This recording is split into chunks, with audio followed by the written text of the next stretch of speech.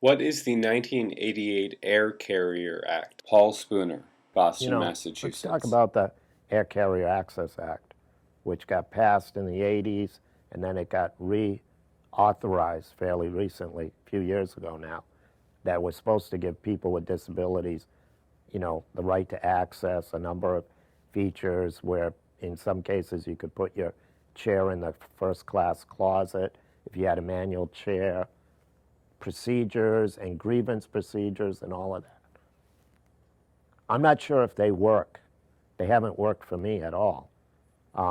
Airlines continue to, even if you put signs all over your chair saying it has the, gel batteries, no acid batteries, don't disassemble this, you still see them handling it like your bag where they toss it around. And so it's whatever the process they have instilled for grievances. When I flew last, there was supposed to be a coordinator for complaints who came to the gate and resolved these issues. Well, the person who came to the gate for me with American Airlines coming home from Hawaii was useless. She just kept yelling at me that I needed to stop yelling at her. And she would not recognize the fact that I had documents in my hand that said gate tag. My chair is supposed to be here. Their baggage handlers sent my chair to the baggage claim place. So there I am waiting for my chair, and like maybe close to an hour later, I end up getting my chair. And the complaint person who's supposed to resolve these complaints was very unhelpful in the whole process because their persona is that they do no wrong. And it's just very difficult for air travel unless if you're a person who has a manual chair, can easily transfer, then it's not so bad.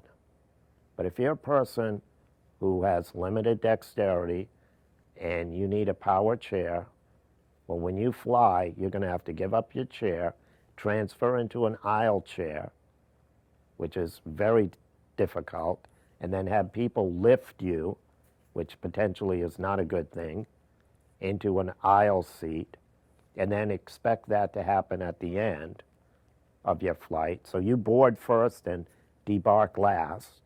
If you're trying to make a connecting flight, hopefully there's enough time to do all of that.